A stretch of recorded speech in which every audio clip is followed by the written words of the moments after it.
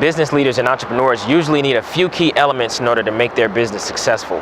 One key element is customers. In order to position yourself as an expert, people need to know who you are and what you do. M Schwab helps businesses get more customers by helping them share their ideas with their target audience. M Schwab is a U.S. Naval Academy graduate who became a nuclear warfare officer before separating from the Navy. His education as an engineer combined with his leadership training made him an incredible problem solver. You'll notice that his approach to business as a successful entrepreneur can be broken down into methodical, practical steps that have made him a master of marketing for himself as well as his very satisfied customers. If you're an entrepreneur looking to take your business to the next level, this is probably the episode for you because the pearls of wisdom Tom shares are incredibly invaluable. Take a look at this engaging interview that I had with CEO of Interview Valet, M Schwab.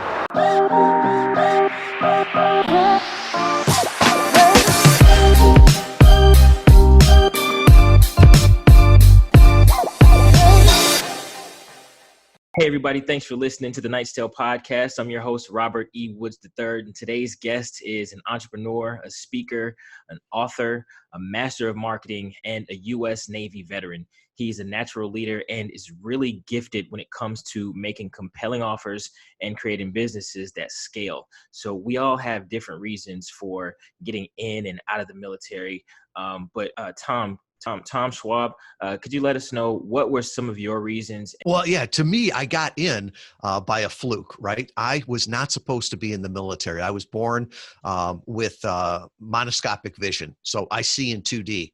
They didn't figure, I got into the Naval Academy. It was my senior year before they figured out that I wasn't physically qualified, but they said, we'll give you a waiver. And they needed nukes. I was a mechanical engineer, so they gave me a waiver and said, you can be a surface warfare or a surface warfare nuke. And one of them came with a $10,000 bonus. So I signed up there. But when I got in was the end of the Cold War. I graduated the academy in 87. My commitment was up in 92. And you know, for anybody that's old enough to remember, that's when peace broke out, right? The evil empire dissolved. And on my way back from the Gulf, I did the job that I would be doing 4 years from then. And I just looked at that and said, I've done everything I want to do. I was also married with a couple of kids. And at that point, it was very stressful on the family. You know, when people say, thank you for your service, I'm like, no, thank the families at home. That's the hard job. But I looked at that in 92 and said, you know, I've done what I want here. I want to try something else. And, you know, I've got to say, when I got out, my dad called me a fool. Because he's like, all you got to do is spend another 15 years.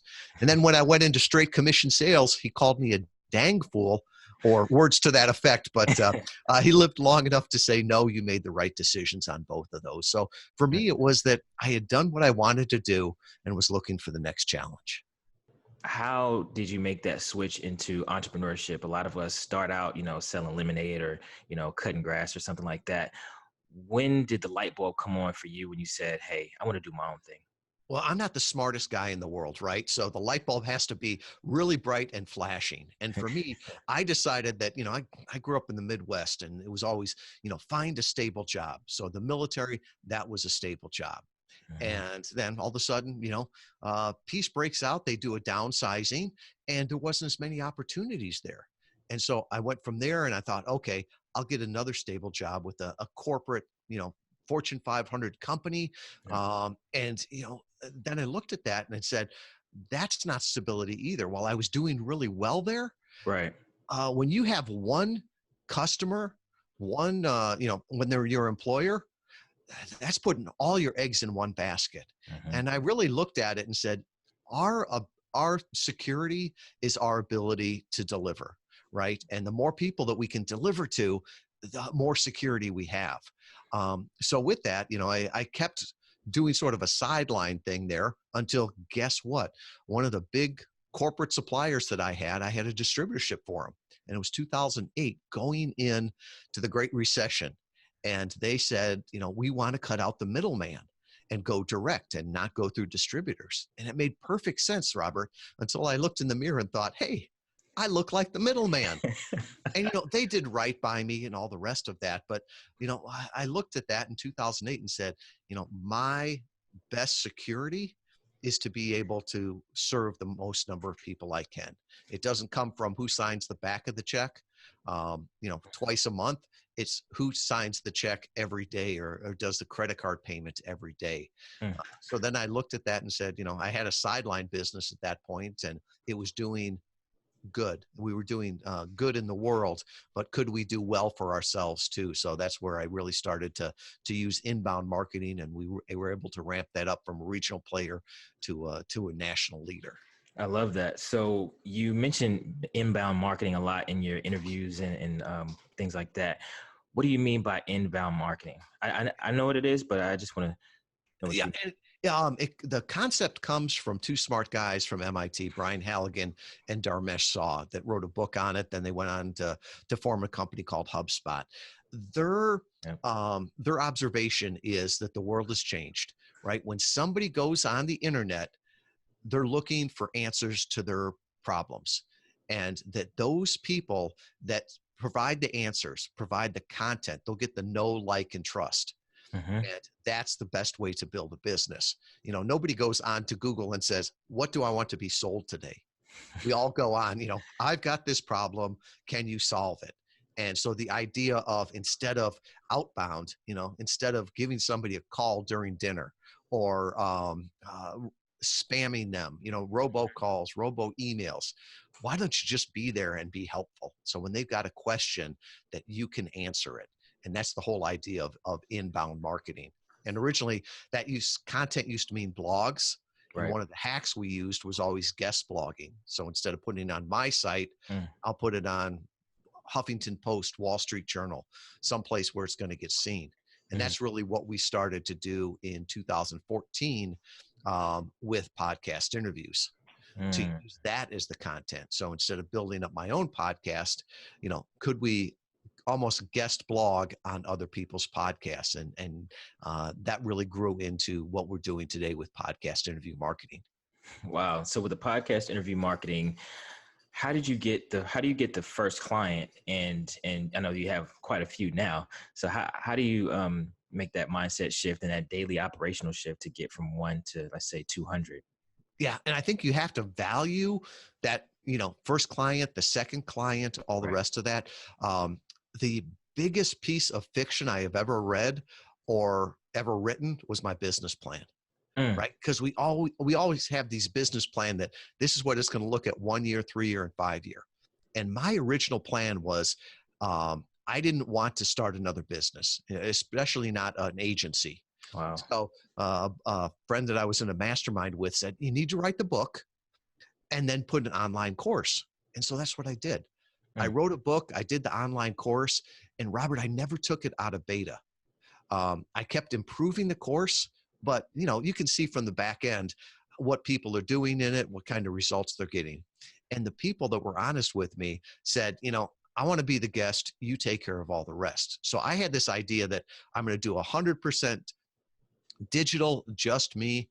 And what my customers were saying is that, hey, I need you to do it for me. You've given me the cookbook, you've given me the videos for it, but I don't want to learn to be the chef.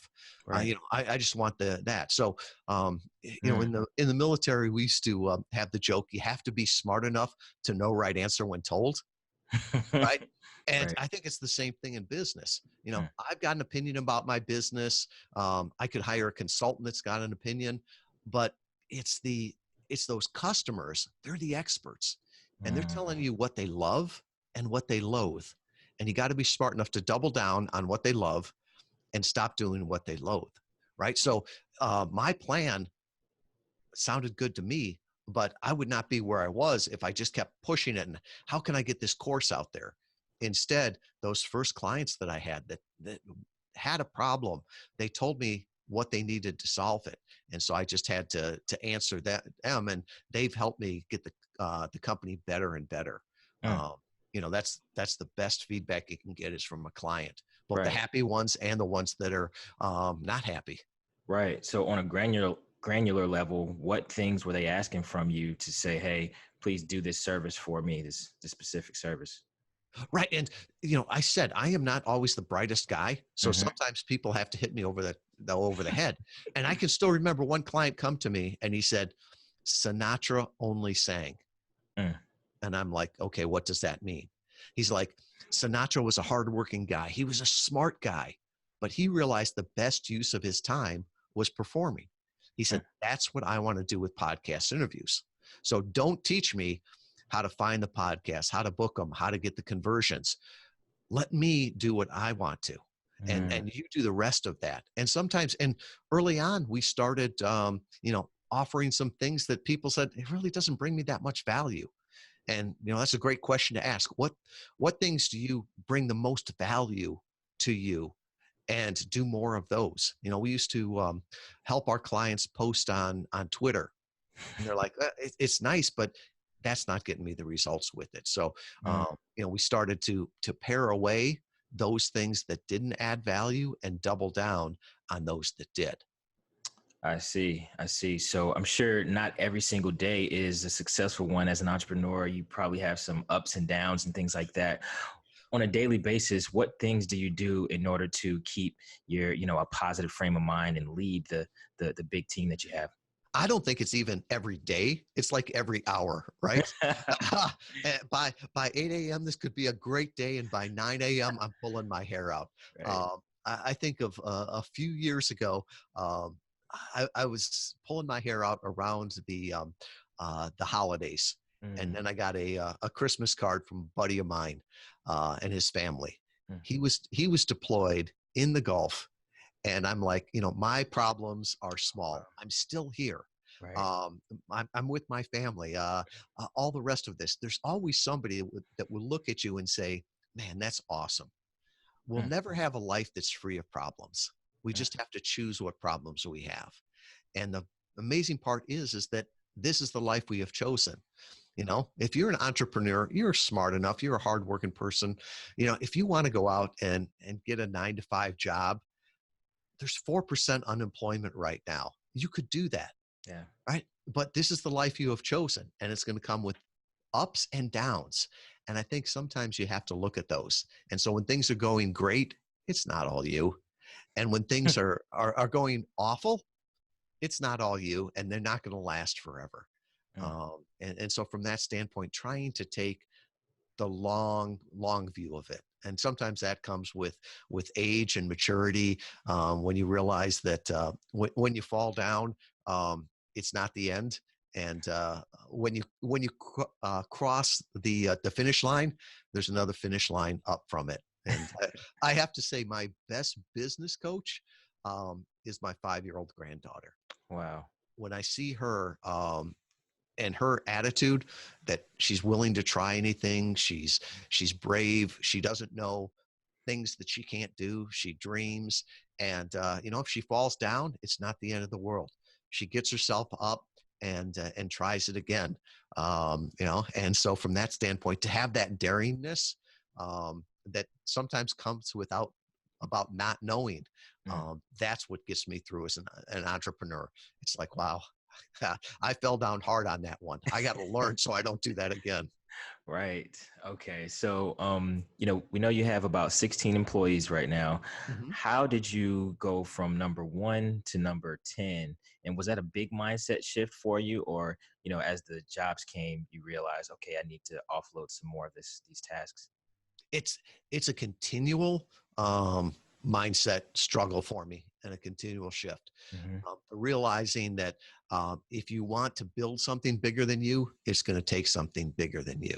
Mm. And I think back in the military, right? The great captains that I had, on the ship. They were the cheerleaders. They were the ones that set the vision, Mm. um, but they didn't know how to do every little thing there. Right. And they were smart enough to realize that they didn't need to know how to do all of that. Right. They had to motivate people. So for me, that first employee, or the first couple, was easier. I'd run a company before that was all physical. So Hmm. we all lived in Kalamazoo, Michigan, and I swore never again, because we're a worldwide company. We serve clients around the world. And I can't tell somebody, we're open from 9 to 5 East Coast time. Mm, Oh, and by the way, we had a snowstorm, and it took out all the power, and people can't get to work. So we're going to be closed for 2 days. I mean, there are mm, people in the world would go, well, I don't understand what's snow and why. And they shouldn't have to. right. And to me, today, work is what you do, not where you go. And Mm, it's easier to find people around the world with the skills than it is just to do it in your own backyard. And I think it also gives them a lot of flexibility. mhm. So I think today it's never been easier to grow a team, just because you've got access to so many more people. And the people that are the early adopters, the learners, those are the ones that are okay working virtually. And I really think that paradigm is going to change. Yeah, Uh, you know, if I can get paid New York City wages and live in Western Michigan, right, my life is really good. right. Flip side is if I get paid Western Michigan wages and live in New York City, it's going to be really tough. Right, right. So there are a lot of us that want to become entrepreneurs or just in the beginning stages, or maybe they've made like their first few dollars. A lot of people starting on Shopify. Me personally, I have a recruiting business specifically to help military veterans get jobs in tech. But so what would you say could be some of the primary marketing channels for people that are just kind of starting out? Yeah, one of the things that is tough right now is people talk about breaking through the noise. Yeah. Honestly, I think that's laughable right now, right? Mm, The idea that I can break through the noise is probably like me yelling at the Super Bowl, right? hmm, I'm adding to the noise. I'm not breaking through it. okay. Um, if you want to get somebody's attention, sometimes it's through a personal introduction. Think about the strategy. How did our grandparents grow their business? It was through referrals. They go to the country club, the Elks Club, something like that, and they would get introduced by friends of friends. And Mm, so I think that still works today. So I always focus on not how can I break through the noise, but how can I get in on the conversation? And that can be building a referral network. That can be, guest blogging. That can be, on a podcast, having a podcast, a host or a guest. It can be going to events and just networking with people. I right. think the world has changed. It's a world of abundance now, Mm, where we've got abundant choices, abundant calories, and abundant customers. mm, And people say, well, how can I get more customers? I think the real challenge now is not how can I get more customers, but how can I get better customers? mm. Because think about it. Right now, there are easily 1,000, 10,000, maybe 100,000 people that you could help with your current product, current offering, current service. Um, you couldn't handle all 100,000 or 10,000. So the idea of getting more definitely doesn't work. But if you could get better ones, if you could get, I don't know, 500 ideal customers that are telling other people, your business would be oversubscribed for years and years. So I Mm, think that's one of those things. And it's today, sometimes we keep talking about, bigger is better. No, right. bigger is just bigger. Better is better. So I think sometimes we have to move beyond that idea of how can I be everywhere? How can I be on every channel? No, Mm, it's like, how can I be known, liked, and respected and trusted by those people that I can serve? right. And it's more of a rifle than a shotgun. And I think a lot of people are just teaching the shotgun method. If you've got the budget and the notoriety of Gary Vaynerchuk or Tony Robbins, that's Right. the game to play. I don't have that. Hmm. That's amazing. So we've talked around it a little bit. So can you tell us about Interview Valet and how that is helping business owners scale their businesses? Sure. And really, it comes down to, I believe everybody's biggest problem right now is obscurity, right? Mhm. Robert, you could help thousands, tens of thousands of people. There's just only one problem. They don't know you exist. Right. And changing the color on the call to action button and everything, I did that for a long time. And it was like, to me, that was like changing the sign on your store in the middle of the Mojave Desert. Doesn't matter. Nobody's coming by there. Yeah. So really it's that obscurity. And so that question of how do you break through that obscurity? And that's what Interview Valet does. We help authors, coaches, speakers, brands get on podcasts and featured as the expert on shows that their ideal customers are already listening to. There's a great quote out there or tweet from Rand Fishkin from SEO Moz. And he said, the best way to sell something today is not to sell anything, but to earn the respect, awareness, and trust of those who might buy. And that's really what we're doing. So our team of 16, we work in 3 verticals. Business is by far is our biggest one. We also work in faith and Christianity and health, nutrition, and wellness. So it's not necessarily where our customers are, but our customers' customers are. And so our team is helping our clients get the professional equipment so they sound great, training them on the best practices. We're going out and finding the best podcasts for them. We're helping them prepare for the podcast. We're helping the host have a great interview by knowing who the guest is. And then we're helping them move people from just being passive listeners to active visitors to engaged leads. And so really, I always say it's a process, right? It's not magic. It's really just something that is proven. It's a process. It's reproducible. We just do it with excellence. So, if you want to do it, you can go and get a copy of the book. I give away a copy of the book. If anybody wants it, I'll put it up on interviewvalet.com/Knight's Tale. And there's a free copy right there. But a lot of people just look at us and say, they'll read the book and they're like, okay, I understand it, but I want to be the guest. You do the rest.